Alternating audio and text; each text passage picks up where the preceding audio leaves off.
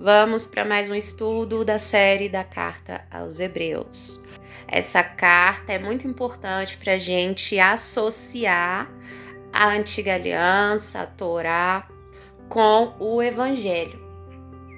Muito importante, gente. Vamos prestar atenção aqui, porque depois da leitura dessa carta, vocês vão entender aí direitinho as relações dos sacrifícios do passado com o sacrifício expiatório do nosso Salvador. Então vamos lá, vamos continuar aqui a leitura a partir do verso 1, que diz assim: Porquanto todo sumo sacerdote, sendo escolhido dentre os homens, é designado para representá-los em questões relacionadas ao Criador, a favor da humanidade, a fim de oferecer tanto dons quanto os sacrifícios pelos pecados. No passado, a gente sabe que tinha esses sacrifícios pelos pecados. Tem pessoas que acham isso terrível, né? Não é possível que o Criador tenha feito sacrifícios, isso daí não veio do Altíssimo, veio do maligno, e aí vem, né? Por que as pessoas acham assim? Porque desconhecem a gravidade do pecado, gente. Porque o salário do pecado é a morte. O salário do pecado é a morte. Logo, para expiar, para cobrir aqueles pecados das pessoas, para que elas não morressem, um animal deveria morrer no lugar delas. Você vê como que o pecado é terrível, né? E aí, dentro de todo esse sistema, né, para cobrir o pecado, o Criador estabeleceu, né, ali certas coisas que os sacerdotes e o sumo sacerdote deveriam fazer, né? Então aqui um sumo sacerdote era escolhido entre os levitas para representar os homens nas coisas relacionadas ao Criador. Esse sumo sacerdote adentrava no lugar santíssimo, no Santo dos Santos, onde ficava a Arca da Aliança, e lá ele intercedia pelo povo. E aí o Criador, ele cobria os pecados, ele não pagava com ira os pecados daquele povo. Era assim que acontecia no passado. E esse sumo sacerdote é capaz de compadecer-se dos que não têm conhecimento e se desviam, considerando que ele mesmo está rodeado de fraquezas. E por esse motivo deve oferecer sacrifícios pelos pecados, tanto do povo como em seu próprio favor. O sumo sacerdote era um ser humano comum, mortal, e ele deveria oferecer sacrifícios tanto pelos pecados do povo como os dele mesmo. Ninguém, portanto, toma essa honra para si mesmo, senão quando convocado pelo Criador, como aconteceu com Arão. Não foi Arão que se autoproclamou sumo sacerdote. Não foi Arão que decidiu ser sumo sacerdote. Ele foi convocado pelo próprio Criador porque tinha ali o seu motivo, os seus propósitos. Então foi o próprio Criador que escolheu. É ele que sempre escolhe. Ninguém pode se autoproclamar sacerdote ou sumo sacerdote. Desse modo, o que aconteceu, gente? O Messias não buscou para si próprio a glória de se tornar sumo sacerdote, mas foi o próprio Criador quem lhe declarou: Tu és meu filho e hoje eu te gerei. Aqui ele faz uma referência a uma passagem de Salmo também, que só poderia se referir ao próprio filho e nem outra pessoa a mais. Por isso que é uma fala profética que aponta para o Messias.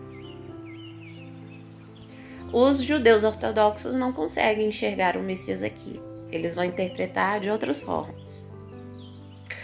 Então, não foi o próprio Messias que se autoproclamou sumo sacerdote. Ele foi enviado pelo Pai, né? Ele foi o próprio Criador quem o estabeleceu como e intercessor pelo povo. E revela em outra passagem: tu és sacerdote para todo sempre, conforme a ordem de Melquisedeque. Isso também está na Antiga Aliança. Deixa eu procurar aqui, porque é bem interessante aqui para vocês terem uma ideia aqui. Como as escrituras mostram, né, essa mensagem aí profética. Vamos lá. Ó, Salmo 110, 4. Diz assim: jurou Yahweh e não se arrependerá. Tu és sumo sacerdote eterno segundo a ordem de Melquisedeque. Tá vendo, gente? Então, é dessa forma aqui que as escrituras apontam para o Messias. Ó, e no verso 5, continua, ó. O Eterno está à tua direita, ele esmagará reis no dia da sua ira. Julgará as nações, amontoando cadáveres, esmagando governantes em toda a extensão da terra. Tá vendo? Assim que funciona a profecia que aponta para o Messias. Só podia ser o Messias, não podia ser mais ninguém. E aí vai ser bem interessante que a gente vai ver essa questão de Melquisedeque, né? Porque a gente vê aí muita gente falando diversas coisas a respeito de Melquisedeque, mas o entendimento sobre Melquisedeque é bem simples, não tem mistério e nem superstições a respeito de Melquisedeque. É um entendimento bem tranquilo, que se a gente entender da forma simples, a gente vai entender da forma correta e verdadeira, tá bom? Então, vamos continuar. Ele disse aquilo, né? Tu és sacerdote para todo sempre, conforme a ordem de Melquisedeque, apontando para o Messias, explicando para aquele povo lá que estava acostumado com essas palavras aí da Antiga Aliança. Eles não tinham Nova Aliança, eles não tinham os escritos do que hoje a gente chama de Novo Testamento. Eles não tinham, estava sendo desenvolvido. Então, os discípulos estavam explicando para aquele povo que estava acostumado com Moisés a entender o plano do Messias.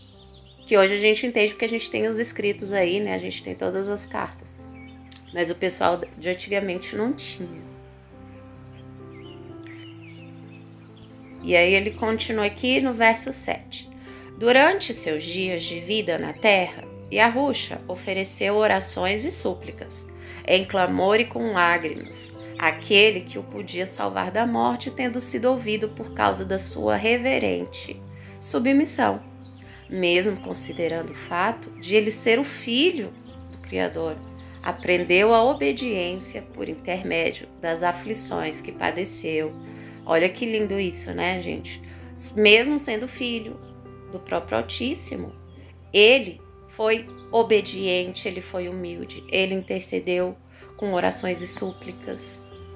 Olha só que exemplo, né? Mesmo tendo a divindade em si mesmo. Olha só como ele procedeu, né? E vamos continuar.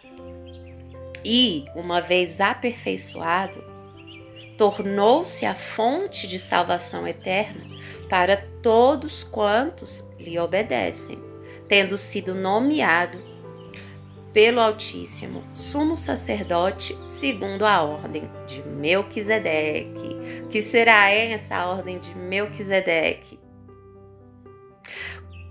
Vai falar disso mais lá na frente. Quanto a isso, temos muito que ensinar. Assunto difícil de explicar, especialmente porque vos tornastes indolentes para aprender. Aqui o próprio escritor de Hebreus está falando para o pessoal, olha, vocês estão aí com a mente meio fechada, vocês estão meio resistentes aí, e aí acaba ficando um assunto mais difícil. Né? Mas vamos prestar atenção aí que vocês vão aprender. E continua o texto: apesar de que, a essa altura, já devessem ser mestres, ainda estáis precisando de que alguém vos instrua mais uma vez quanto aos princípios elementares da palavra do Criador. Voltastes a necessitar de leite, quando já devíeis estar recebendo alimento sólido. Aqui já é uma exortação, o escritor de Hebreus já está puxando a orelha aqui do povo. Ó, vocês já deviam ser mestres já. Vocês já conhecem a palavra, vocês já sabem das coisas que eu estou falando. Mas por que vocês não entendem? Não é? Então, vamos continuar aqui, ó. Ora, quem precisa alimentar-se de leite ainda é criança e não tem experiência no ensino da justiça. Tá vendo, gente? Por isso que a gente precisa estar sempre aprendendo da palavra, para que a gente saia do leite e vá para o alimento sólido. O leite é para aquelas pessoas que começaram na fé, que acabaram de chegar na fé, que acabaram de nascer de novo, ainda são como criancinhas ainda aprendendo da palavra. Ninguém nasce já com todo o entendimento, né? O Pai, ele transforma o coração, ele transforma o nosso coração para que nosso coração esteja receptível para a mensagem do reino, para o leite espiritual. E aí a gente vai, né, tomando esse leite e vamos crescendo e nos desenvolvendo. Esse é o ciclo natural, é o ciclo natural de quem está se desenvolvendo na fé. Ficar só no leite eternamente é evidência de que a pessoa não está sendo aperfeiçoada. Não é? Então, continuando. No entanto, o alimento sólido é para os adultos, aqueles que estão crescendo, aqueles que estão se desenvolvendo de forma saudável na fé. Os quais, pelo exercício constante da fé, o que é isso?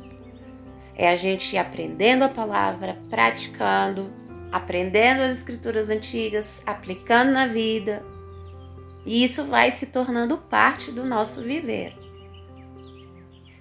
Isso é exercitar a fé constantemente. A nossa vida se torna a palavra. A palavra não é só uma mensagem assim de vez em quando que vai, sabe, quando precisa, aí vai ler a palavra, aí faz uma oração. Na fé não existe essa separação.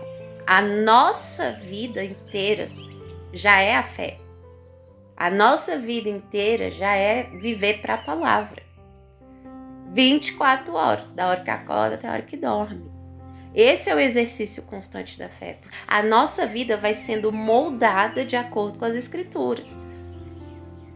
Não é só para de vez em quando. Não é só para quando tem um problema. Quem anda nesses caminhos está se auto-enganando. Porque não existe vida no mundo e vida espiritual. Não existe essa separação. Ou você é espiritual e vive para o Criador, ou você é do mundo. Não tem divisão.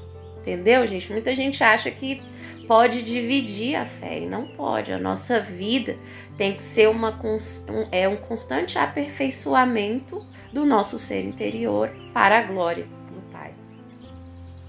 Parece difícil, né? Pois é, a porta é estreita, o caminho é apertado. Não tem como servir a dois senhores, né? Então vamos refletir sobre isso, porque é muito importante.